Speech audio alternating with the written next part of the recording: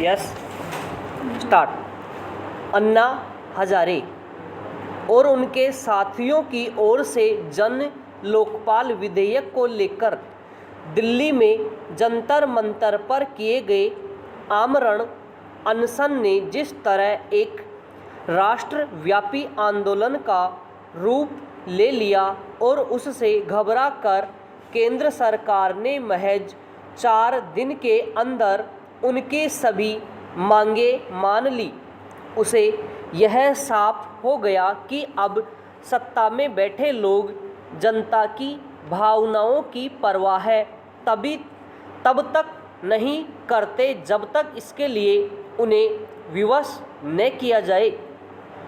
चूँकि अन्ना हजारे नैतिक बल से लैस थे और एक ऐसी मांग कर रहे थे जिसका समर्थन सारा देश कर रहा था, इसलिए सरकार ने हथियार डाल दिए। अन्यथा सब जानते हैं कि सरकारें उन विरोध प्रदर्शनों पर भी ध्यान नहीं देती जिनके जरिए किसी संगठन अथवा समूह की ओर से जायज़ मांग की जा रही होती है।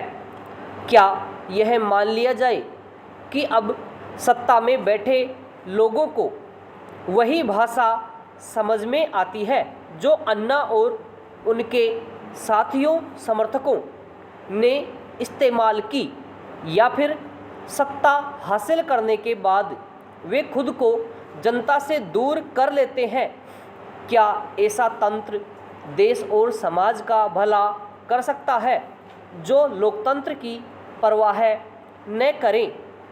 यदि केंद्र सरकार भ्रष्टाचार के मामले में जन भावनाओं के प्रति तनिक भी संवेदनशील होती तो अन्ना को अनशन पर बैठने की जरूरत ही नहीं पड़ती। अन्ना और उसके साथी एक लंबे समय से सरकार की ओर से तैयार लोकपाल विधेयक के मसौदे की कमियां उजागर करने में लगे हुए थे। उन्होंने जन लोकपाल विधेयक तैयार कर सरकारी लोकपाल विधेयक की खामियां उजागर की, लेकिन सरकार ने गंभीरता का परिचय देने से इनकार किया। अन्ना ने अनशन शुरू करने से पहले केंद्र सरकार से बातचीत करने के प्रयास किए, लेकिन उन्हें ऐसे कोई संकेत नहीं दिए गए कि सरकार जन लोकपाल विधेयक को लेकर गंभीर है। आखिरकार उन्हें अनशन पर बैठने के लिए विवश होना पड़ा और फिर जो कुछ हुआ वह अब एक इतिहास बन गया है। एकजुट जनता की आवाज़ में कितनी ताकत होती है यह देश ने भी देखा और दुनिया ने भी। अन्ना के आंदोलन के दौरान उनके समर्थक जितने संयमित और अनुशासित रहे वह एक मिसाल है। यह उल्लेखनीय है कि इस संयम और अनुशासन की तारीफ दिल्ली पुलिस भी कर रही है। गांधी जी के नक्शे कदम पर चलकर अपने जीवन को ढालने वाले अन्ना पहले भी अव्यवस्था और भ्रष्टाचार के खिलाफ अभियान छेड़ चुके हैं। उन्होंने महाराष्ट्र में सूचना अधिकार को लेकर लंबा संघर्ष किया और सफलता भी हासिल की।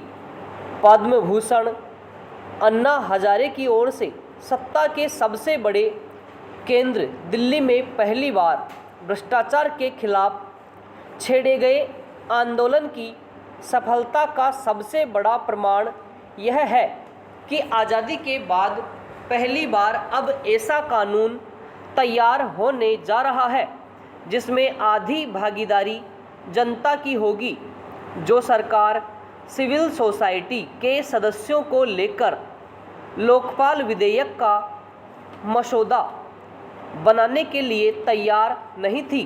वह जनता के दबाव इस विधेयक का मसौदा तैयार करने वाली समिति के गठन के लिए अधिसूचना जारी करने और साथ ही सिविल सोसाइटी के आधे सदस्यों को इस समिति में शामिल करने पर मजबूर हुई। वह शायद इसलिए भी अन्ना के समक्ष झुकी क्योंकि सोनिया गांधी की अध्यक्षता वाली राष्ट्रीय सलाहकार परिषद का गठन भी कुछ इसी तर्ज पर हुआ था।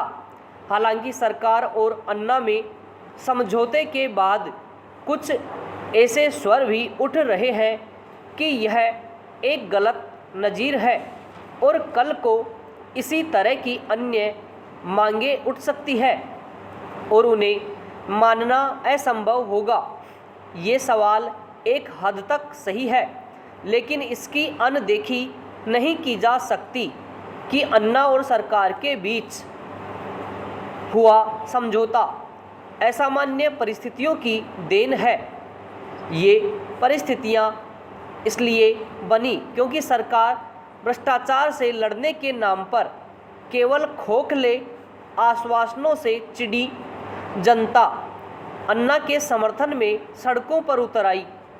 जनता यह भली तरह देख रही थी कि किसी तरह न केवल एक के बाद एक घोटाले होने दिए गए, बल्कि इनके लिए जिम्मेदार लोगों को बचाने की चेष्टा की गई। यदि सरकार भ्रष्टाचार पर अंकुश लगाने के लिए थोड़ी भी प्रतिबद्ध होती तो इतना लचर और आधा अधूरा लोकपाल विधेयक लेकर सामने नहीं आती। शायद यही कारण रहा कि जब अन्ना ने जन लोकपाल विधेयक को लेकर आंदोलन छेड़ा तो आम जनता सड़कों पर आ गई। यह शुभ संकेत है कि देर से ही सही कांग्रेस चेती और इसके चलते सरकार अन्ना हजारे से सुलह करने के लिए सक्रिय हुई। यदि स्वयं सोनिया गांधी अन्ना की मांगों के प्रति सहमति नहीं दिखाती तो शायद सरकार पहले की तरह हाथ पर हाथ धरे बैठी रहती।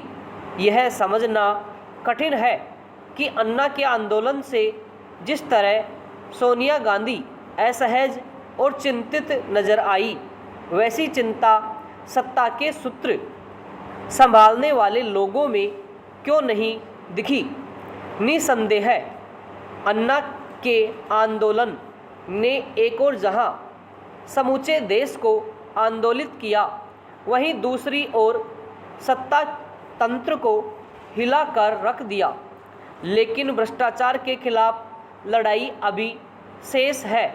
सबसे पहले तो यह देखना होगा कि लोकपाल विधेयक कब तक कानून का रूप लेता है और फिर यह कि वह कितना प्रभावी सिद्ध होता है और फिर यह कि वह कितना प्रभावी सिद्ध होता है। कमज़ोर सरकारी लोकपाल विधेयक के मुकाबले में जन लोकपाल विधेयक तैयार किया गया। उसे सभी बिंदुओं से सहमत होना कठिन है। यह लोकपाल कुछ ज़्यादा ही अधिकार संपन्न दिखता है।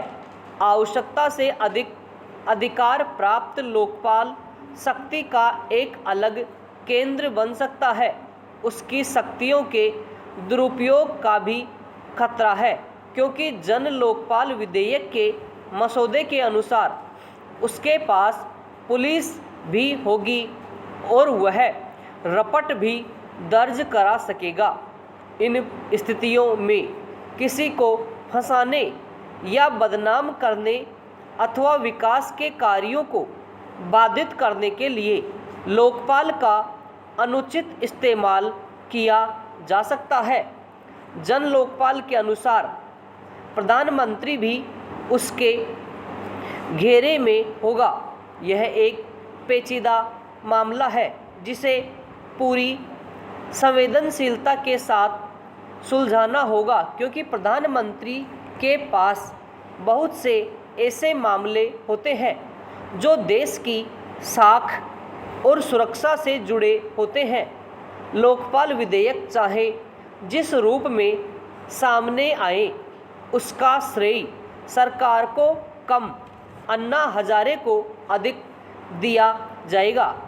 उन्होंने एक प्रभावी और सक्षम लोकपाल के निर्माण का मार्ग प्रशस्त कर दिया है, लेकिन यह मानकर नहीं चला जाना चाहिए कि केवल इस व्यवस्था के निर्माण से भ्रष्टाचार पर लगाम लग जाएगी। भ्रष्टाचार से निपटने के लिए बहुत कुछ करना होगा। एक और जहां चुनाव सुधार संबंधी उन मुद्दों पर ध्यान देना होगा जिनका उल्लेख अन्ना ने अनशन खत्म करने के दौरान दिए, वहीं आम भारतीयों को अपनी जीवनचर्या में भ्रष्टाचार विरोधी मानसिकता अपनाने के लिए भी तैयार रहना होगा। समाप्त।